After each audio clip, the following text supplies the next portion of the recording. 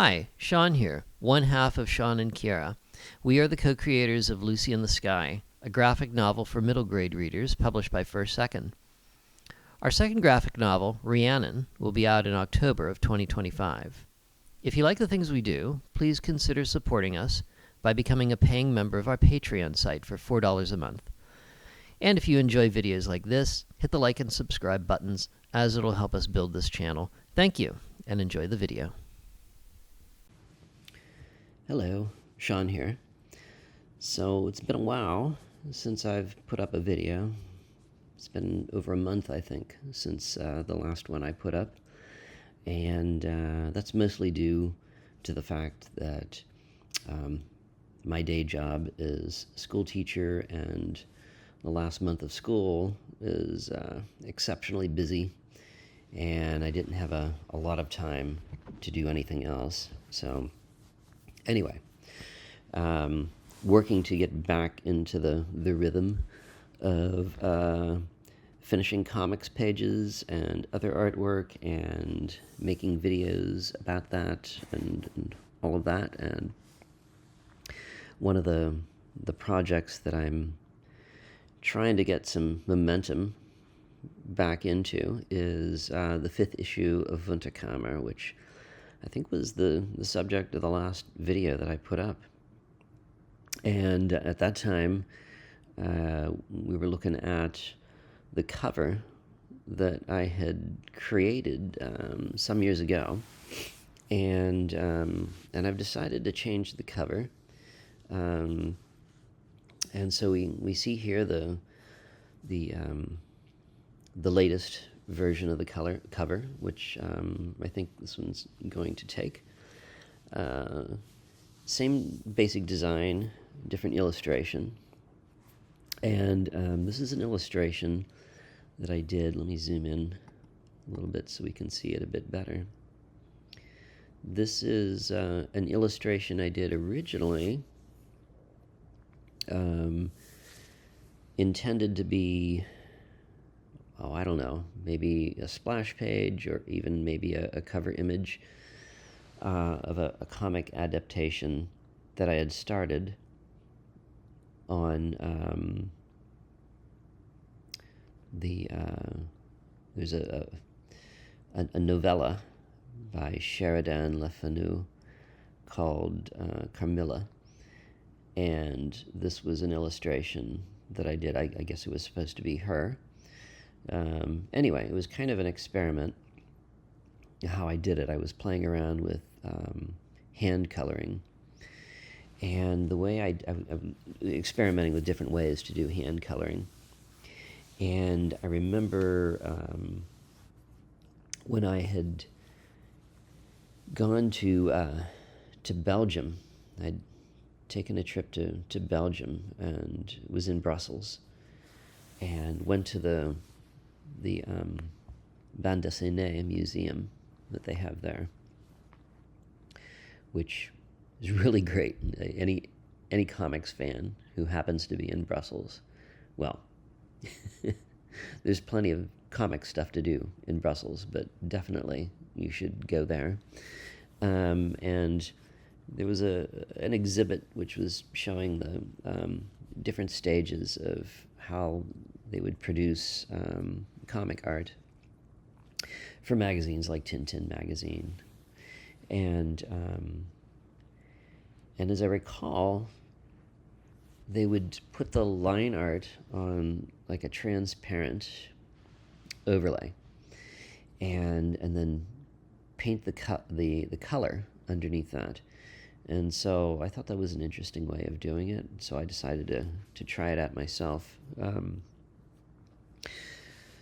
So the drawing, the actual ink drawing of this, was done on a sheet of acetate, and then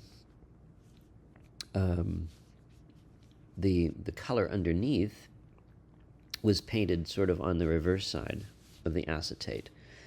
That is the color for the figure itself. And then the background, this sort of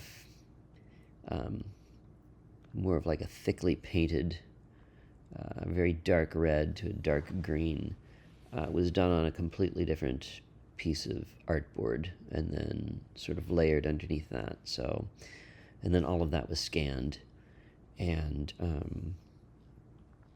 then put together in Photoshop, assembled as layers in Photoshop, like I normally would do. And that's how I did this this particular illustration. And then, of course, the frame around it and the floral background pattern I took from clip art design books, scanned from those.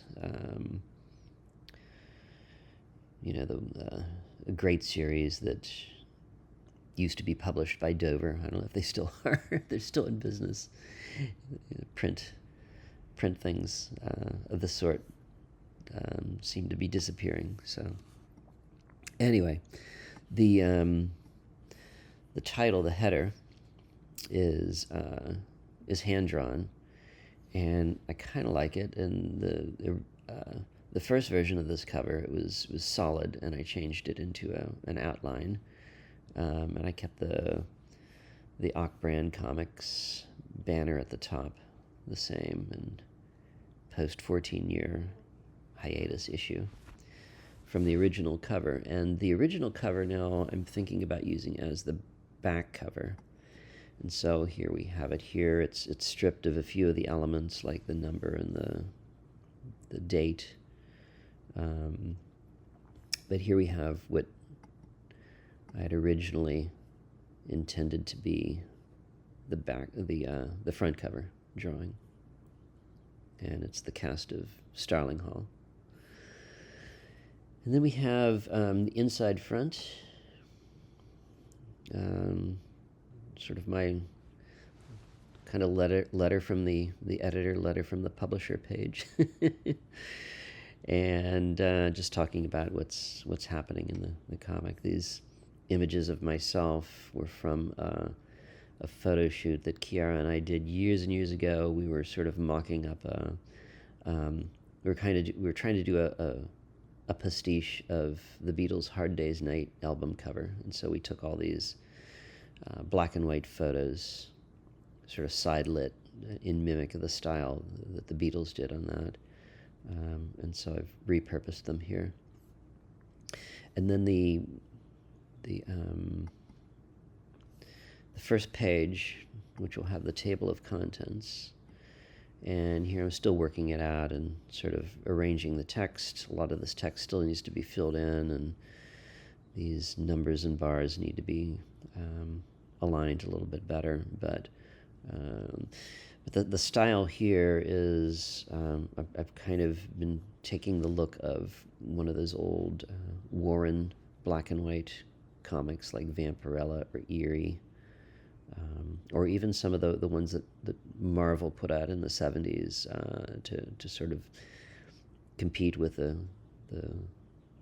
Warren titles. They had their own line called Curtis, which they published, I think, a vampire, maybe a Dracula series and a Planet of the Apes series. Anyway, sort of to mimic that look. So, okay, we'll be back again. I've been working on some new pages, so maybe we'll take a look at that next time. Thank you for watching.